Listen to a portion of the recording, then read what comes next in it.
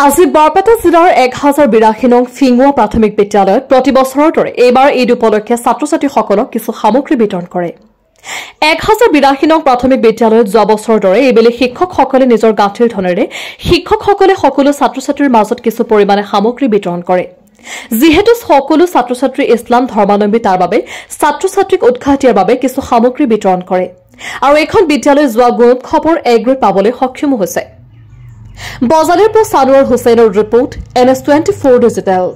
নমস্কাৰ, মোৰ নাম শ্ৰী কমল দাস। মই এই ফিঙুৱা মণ্ডল সমল কেন্দ্ৰৰ সমন্বয়ক হিচাপত কাম কৰি আছোঁ। চাওক, এইটো এটা আমাৰ ছাৰে যিটো পদক্ষেপ লৈছে, মইতো ভাবোঁ যে এই অঞ্চলৰ বুলিয়ে নহয়, গোটেই সমগ্ৰ ভাৰতবৰ্ষতে হওক বা অসমতে হওক, সকলোতে এনেকুৱা ঈদৰ সময়ত আমাৰ বিদ্যালয়সমূহত ছাত্ৰ ছাত্ৰীক এনেকুৱাকৈ উৎসাহজনক যিবিলাক মানে উপহাৰৰ টোপোলা এইটো ঈদ বা পবিত্ৰ ৰমজান উপলক্ষে, এইটো কথাত মই যথেষ্ট সুখী আৰু এনেকুৱা এটা পদক্ষেপক ছাৰক শলাগ লৈছোঁ আৰু এনেকুৱা এটা পদক্ষেপ সকলোতে হ'ব লাগে বুলি মই অনুভৱ কৰোঁ। কিন্তু ছাৰৰ পাৰফৰ্মেঞ্চৰ ক্ষেত্ৰত ক'ব লাগিব যে প্ৰত্যেক মানুহৰ নিজা নিজা দৃষ্টিভংগীৰ ওপৰত নিৰ্ভৰ কৰি তেওঁৰ পৰিচালনা কৰা অনুষ্ঠানটোৰ গঢ় লৈ উঠে। তো এই ক্ষেত্ৰত মই ক'ব লাগিব যে সেই ছাৰজন বেয়া নিশ্চয় নাছিল, কিন্তু এই ছাৰৰ কিন্তু পাৰফৰ্মেঞ্চটো সেই ছাৰতকৈ অলপ কিছু উন্নত বা চিন্তা চৰ্চাটো অলপ উন্নত ধৰণৰ হোৱাৰ কাৰণে আজি স্কুলখনে যথেষ্ট পৰিমাণে অগ্ৰগতি লাভ কৰিছে আৰু এই ক্ষেত্ৰত মই সমন্বয়ক হিচাপত এই স্কুলক লৈ যথেষ্ট গৌৰৱান্বিত। প্ৰথমতে মই সকলোকে আপোনাৰ জৰিয়তে সকলো অসমবাসীৰ ইছলাম ধৰ্মীয় সকলো লোকলৈ মই ঈদৰ শুভেচ্ছা জ্ঞাপন কৰিছোঁ। এয়া আমাৰ এইখন বিদ্যালয়ৰ এটা প্ৰয়াস, মানে এইকাৰণে কৰিছোঁ যে আমাৰ এই বিদ্যালয়ৰ ছাত্ৰ ছাত্ৰীসকল সকলো ইছলাম ধৰ্মীয় লোকৰ হয়। গতিকে এই ল'ৰা ছোৱালীসকলে যোৱা এটা মাহ তেওঁলোকে ৰমজান মাহ হিচাপে পালন কৰি আহিছে আৰু এই ছাত্ৰ ছাত্ৰীসকলে এই ৰমজানৰ জৰিয়তেদি তেখেতসকলে ঈশ্বৰ নাইবা আল্লাহ প্ৰাপ্তিৰ বাবে তেওঁলোকে আশা কৰিছে আৰু আমিও বিদ্যালয়ৰ তৰফৰ পৰা, আমাৰ বিদ্যালয়ৰ শিক্ষক গোটৰ তৰফৰ পৰা আমি সমূহ ছাত্ৰ ছাত্ৰীৰ শাৰীৰিক, বৌদ্ধিক আৰু মানসিক তেখেতসকলৰ যাতে বিকাশ হয়, ভগৱান আল্লাহ যাতে তেওঁলোকক সুস্থ আৰু সুৰীৰে ৰাখে, তেওঁলোক যাতে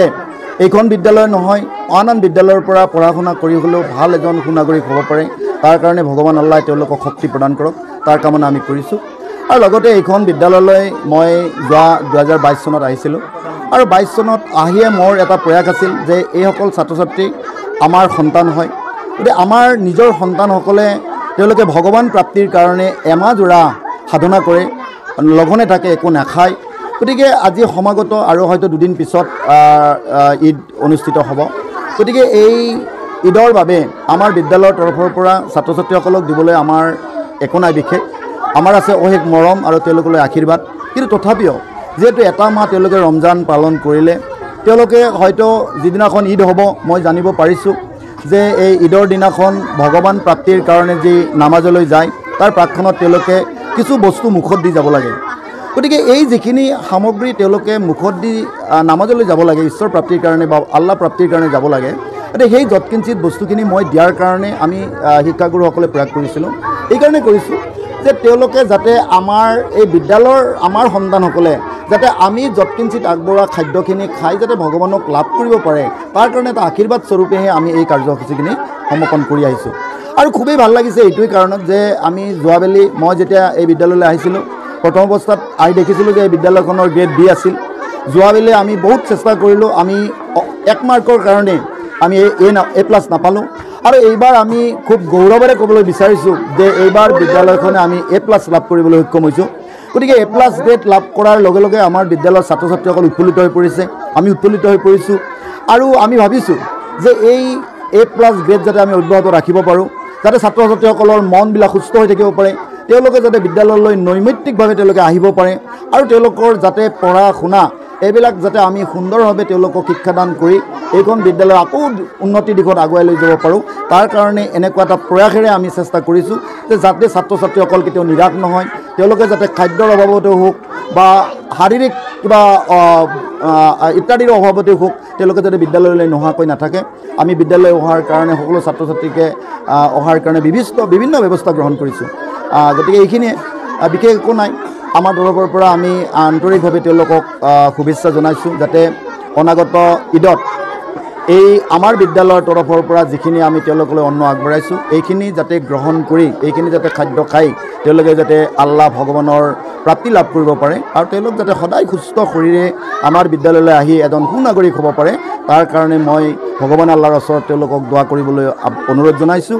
আৰু বিশেষ ক'বলগীয়া একো নাই বিদ্যালয়খন আমাৰ নিজৰ ঘৰ এই ঘৰখনৰ যেতিয়া উন্নতি দেখিম এই ঘৰখন যেতিয়া আগুৱাই যাব তেতিয়াহ'লে এই ঘৰখনৰ থকা পৰিয়ালখিনি আমি উৎফুল্লিত হ'ম আমি আনন্দিত হৈ থাকিব পাৰিম আৰু আমাৰ ছাত্ৰ ছাত্ৰীসকলেও নিশ্চয় সুস্থভাৱে এইখন বিদ্যালয়ত পঢ়া শুনা কৰিবলৈ আকৌ আগবাঢ়ি আহিব অভাৱ যথেষ্ট পৰিমাণে আছে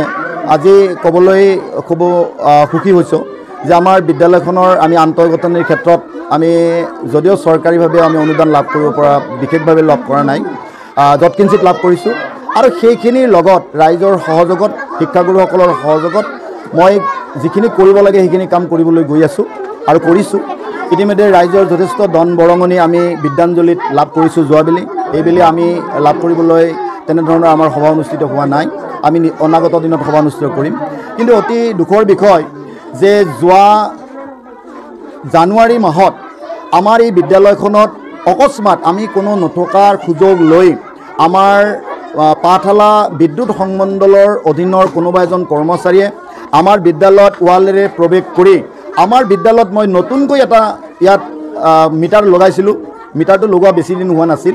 আৰু সেই মিটাৰটো লগোৱাৰ পিছতে সেই মিটাৰটো অকস্মাতে ৱালেৰে পাৰ হৈ আহি কোনোবাই এই মিটাৰটো উঠাই লৈ যায় আৰু উঠাই লৈ যোৱাৰ পিছত এই এটা মিটাৰ লগাই থৈ গুচি যায় এই মিটাৰটো লগোৱাৰ ক্ষেত্ৰত মই প্ৰধান হিচাপে কোনো অৱগত নহয় যদি এখন মই কাগজ পাইছিলোঁ আৰু এই কাগজখনৰ ভিত্তিত তাত কাগজত ইয়াত যিজন ঠিকাদাৰে এইটো লগাই থৈ গৈছিল তেওঁৰ লগত মই যোগাযোগ কৰিছিলোঁ বহুকেইবাৰ যোগাযোগ কৰাৰ পিছতো তেওঁ মোক এইটোৰ ফালৰ পৰা নিৰাশ কৰি আছে যে এইটোৰ পৰা আমি কোনো ধৰণৰ সংযোগ কৰিব পৰা নাই তাৰপিছত মই বিদ্যুৎ সংমণ্ডলৰ লগত যোগাযোগ কৰিছোঁ কেইবাবাৰো গৈছোঁ আবেদন জনাইছোঁ কিন্তু আজিৰ তাৰিখলৈকে এই মিটাৰটো আমাক আপডেট কৰি দিয়া নাই আৰু যাৰ ফলত আমাৰ বিদ্যালয়ত এই গৰমৰ অৱস্থাত আমাৰ পাংখাবিলাক চলা নাই আমাৰ ফেনবিলাক চলা নাই আমাৰ ইয়াত পানীৰ ব্যৱস্থা আছে যদি আমি পানীবিলাক ল'ৰা ছোৱালীক দিব পৰা নাই আৰু অনাগত সময়ত আমাৰ খাদ্যবিলাকো আমি বন্ধ কৰিব হ'ব বুলি মোৰ এটা আশংকা হৈছে গতিকে মই আপোনাৰ জৰিয়তে অনুৰোধ জনাওঁ অসম চৰকাৰৰ শক্তি বিভাগক আমি অনুৰোধ জনাওঁ যে তাৎক্ষণিকভাৱে আমাৰ বিদ্যালয়ত যিটো বিদ্যুৎ সংযোগ এই বিদ্যুৎ সংযোগটো দিয়াৰ কাৰণে মই আপোনাৰ জৰিয়তে অনুৰোধ জনাইছোঁ কাৰণ ছাত্ৰ ছাত্ৰীসকলৰ ভৱিষ্যতৰ সুৰক্ষাৰ স্বাৰ্থত আমাৰ পানীৰ প্ৰয়োজন আমাৰ বতাহৰ প্ৰয়োজন গতিকে পানী বতাহ আৰু সকলোখিনি আজিৰ তাৰিখত আমাৰ বন্ধ হৈ আছে গতিকে মই কেইবাবাৰো বিদ্যুৎ সংমণ্ডলৰ লগত যোগাযোগ কৰিছোঁ তেখেতসকলৰ পৰা মই এটা সুফল পোৱা নাই মই ঠিকাদাৰসকলৰ পৰা সুফল পোৱা নাই গতিকে এতিয়া আমাৰ ইয়াত মিটাৰটো লাগি আছে কিন্তু ইয়াত মিটাৰটোত কোনো ধৰণৰ লাইন নাই গতিকে কি ব্যৱস্থাৰ দ্বাৰাই আমি আমাৰ ছাত্ৰ ছাত্ৰীসকলক আমি ইয়াৰ বিদ্যুতৰ আমি ব্যৱস্থাৰ জৰিয়তে আমি কি সুফল দিব পাৰিম সেই কথাটোত মই নিৰাশ হৈ পৰিছোঁ গতিকে মই আপোনাৰ যদি অনুৰোধ জনাম যে অসম চৰকাৰৰ মাননীয় শক্তি বিভাগৰ মন্ত্ৰী মহোদয়ে এইটোত হস্তক্ষেপ কৰিব লাগে যে বিদ্যালয়সমূহত বৰ্তমান যিটো লাইনৰ ব্যৱস্থা এইটো একেবাৰে বেয়া আৰু বেয়া হোৱাৰ ফলত আমাৰ ছাত্ৰ ছাত্ৰীসকল বঞ্চিত হৈ আছে